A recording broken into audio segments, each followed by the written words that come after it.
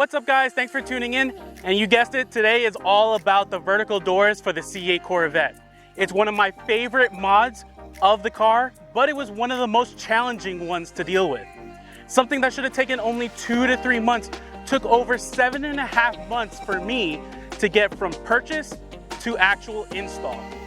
And even then, it wasn't installed properly, as you saw and heard. And that's what I want to talk about in this video. How to find a proper installer in your area. We have a really informative video today, so let's get started. So to start, let's talk about the actual kit itself and how it works.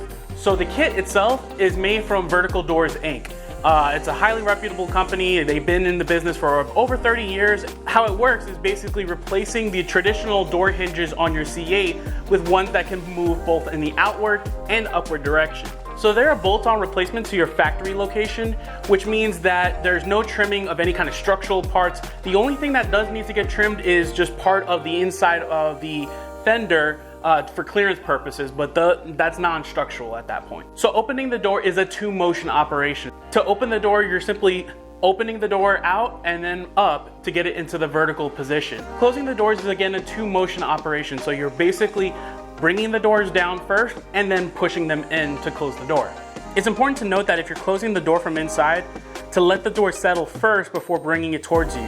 It's normal for the door to bounce a couple of times, but you want to make sure that you don't accidentally try and close the door while it's had time to settle. But it's something that's easy to forget if it's raining hard and you're trying to rush to get in your car and forget about that.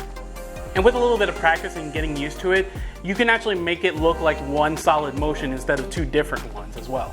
Now, if you're wondering how much force it takes to actually lift up and pull down the door, I actually ended up using a simple little measuring tool that you would use to measure luggage, and just basically looked at some of the normal points that you would pull or push from to basically get a good gauge of how much force it would take. So on average, I found from the most common spot that you pull when you're inside the car is about 15 to 18 pounds pulling it up, and on average it takes about 15 pounds to bring that back down. It's not a constant weight because the shock takes over pretty much nearly from the beginning. It's just that initial push up or pull down that takes the most force, but after you get the motion starting, the shock starts taking over, and about halfway through the motion, that's when the actual shock will do the rest of the work. So if you're outside of the car, it's actually a little bit easier to lift up and pull down the door because you can actually use the actual door hinge on the end to give yourself a little bit more leverage. Basically, the best ways to try to experience that is if you're sitting in your C8, imagine having a weight of that size and try to lift that up to see if that's going to be something that'll work for you. Same thing with like trying to pull down. You might need to look for like a machine at a gym to be able to pull down and get the same kind of feel if you're wondering if it's going to be too heavy for you to actually operate. So price points to actually buy the kits themselves start anywhere from around $2,300 to $2,600 depending on where you buy them from. As for local installers, the prices that I saw vary depending on where you live, but I saw prices ranging from around $1,100 to around $1,600. There's actually also installers that will actually fly out to your residence and actually do the install at your home. And generally, I saw prices for those kind of situations around the $2,400 mark. So for the convenience, it does actually sound pretty good. By the way, if you like what you're hearing so far, please consider hitting the like and subscribe button, as well as clicking on that bell so you know when the next cool video drops.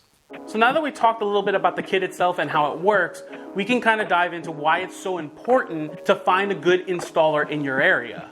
So I personally went the direction of an at-home install for the convenience, and I went with a company called Paragon Motorsports, where I bought their kit and the install package from them for $4,500. They offered a lifetime guarantee on their installs, which at the time sounded like a good deal to me.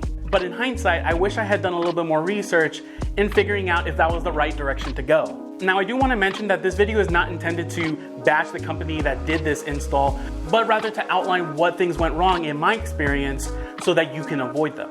And it's not because of the practice of actually having an at-home install is bad. I think it's actually a really great selling point, and there are other companies out there that are being successful at that. The issue for me was finding a high-quality installer to do this install that both did it correctly and in a timely manner. But anyways, let's do a quick story dive into how my experience went and what things I'm hoping you can avoid by the end of this video. So I had purchased this kit on July 23rd of 2021 right in the middle of the pandemic, and it took about 4 months for the actual parts to get delivered. I won't really argue that part since we were in the height of the pandemic and supply chain issues caused all sorts of havoc on everything.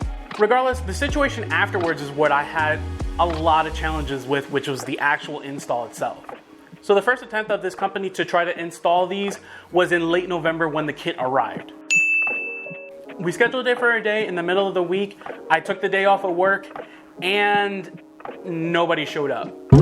No phone call, no email, no text telling me that they were either late or had to reschedule. I had to call them the next day, and their response to me was, oh, someone was supposed to have called you a week before to say that we needed to reschedule.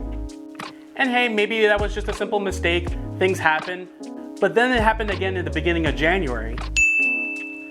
And then it happened again in February. Each time I would be told a date where the install would happen, take the day off of work, and nobody would show up. No call, no text.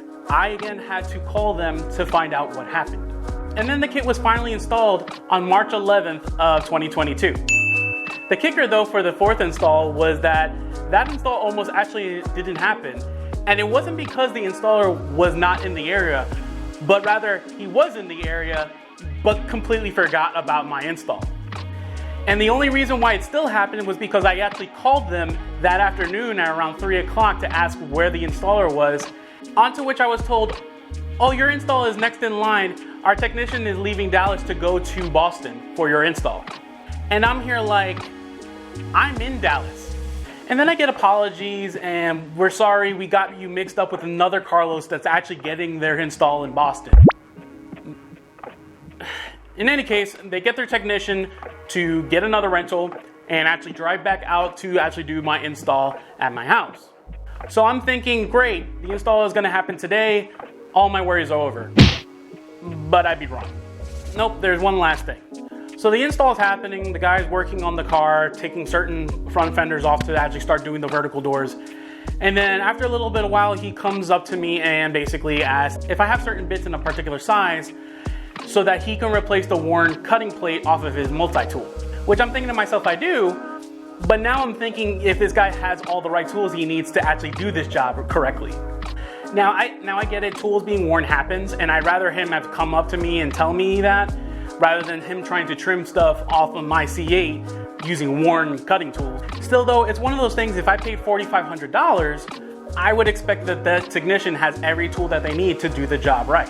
On top of that, regardless of everything, when he did the install, 3 weeks later, that's when all the noises started happening with the popping and the door creaking. Now originally I thought about reaching out to Icon and having another technician come out here to fix the issue, but then I came across other people that were having similar issues and were having an absolute nightmare trying to get a technician out to do a repair or even trying to just get a refund for a bad install. So I ended up starting to do a little bit of research on where I could find locally that I could get these doors fixed. And interestingly enough, I came across that Vertical Doors Inc. on their website has a list of trusted installers that can be found in your area. And that's something that I'm going to show you how to do coming up. So to wrap this story, I take the C8 over to a trusted local installer and the technician looked over the work, and it turns out that the side fender wasn't installed properly to make the clearances work, which actually was a very easy fix that I was able to do, so I didn't even get charged, which I really appreciated. As for the creaking, that was actually because the installer did not properly grease the hinges so that it wouldn't do that. So I had parts that were wearing out early because they weren't properly greased.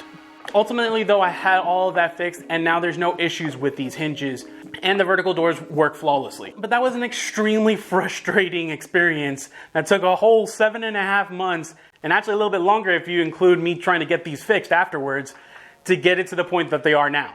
Okay, so now that I shared that crazy and awful experience, we can look into how to find a proper installer in your area so you can avoid all the awful experiences I had. So the first thing we need to do is go to Vertical Doors Inc. After you made it to their homepage, there's a section that's called Find a Dealer and Install under the Helpful Links tab. When you go there, a Google Maps window will appear and has all the different installers in the entire world that the company trusts. Now for demonstration purposes, I'm going to use my area, the Dallas-Fort Worth, Texas area, to show how the process should look like. So in looking at the Google Maps window, we'll first zoom into our area, the Dallas-Fort Worth city. And from there, I'm gonna say that the places located east of Dallas will be more convenient for me. There's no specific reason I'm saying this, and I don't live in that specific area, but for example purposes, I'm choosing this area as if I lived near there, which would be most convenient to me. In your case, you'd want to find ones within your specific area that work best for you and your schedule. So we see 3 different locations that can do the install. These installers are trusted by Vertical Doors Inc., and any of them can work in theory. But for me, I'm not satisfied. I want the best one in my area. So what I do is then look up in separate tabs each of these companies and look at their overall reviews and performance. And when I'm looking at the reviews, I'm focusing on 3 specific things. The first is overall rating, where that number sits from 0 to 5 in the Google world for this case. The second is how many have rated them. You want the highest amount of people reviewing, which not only shows they're doing a good job, but are being consistent about it. The third is what the customers are saying. If the customers are giving 5 stars because the business gives them good deals, but has nothing to do with the specific work you're wanting from them, it's not as applicable. So ideally you want to have the highest rating, the most people who have given a review, and the reviews are about the job you're looking for. So looking at our first option, you see that they have a 5-star rating, but only 5 people have reviewed it, which may not be ideal. If you were stuck with only this choice in your area, I do a lot more research on that company itself and figure out if there are other ways people have placed reviews or critiques about it. Luckily, we have 2 other choices, so we'll check those out. So the next option is looking much better and has a 4.2 rating with a decent sized review pool. There's a few 1 stars which are bringing the rating down, but I do see the company does reply to these 1 stars, which means that they're keeping an eye out on what the customers are saying. So maybe some bad customer experiences, but looks good and even has some reviewers posting pics of their C8 vertical door installs, which is really promising. The last option is looking like the best choice at a 4.6 rating and a very healthy amount of people reviewing, so let's take a look at those. So the reviews look to be a lot about stereo systems and great deals for installing that, not as much on installs for C8 specifically. So it may be a good backup place since they look like they have really good customer service, but may not be the ideal place to get the vertical door installed. In the end, actually this is the business I had passed by because I happened to be in that area for other reasons and had them take a look at it since the other spots were closed and it was on the Sunday. They took a look at my C8 by their trained technician and explained the issues he found and how to fix it. So that's how you find a good vertical door installer in your area, and that applies not only just to the C8, but any ride that you want to put vertical doors on. So thanks again for tuning in. If you found this information useful, consider watching any of my other how-tos or product reviews like this one here for your C8 needs.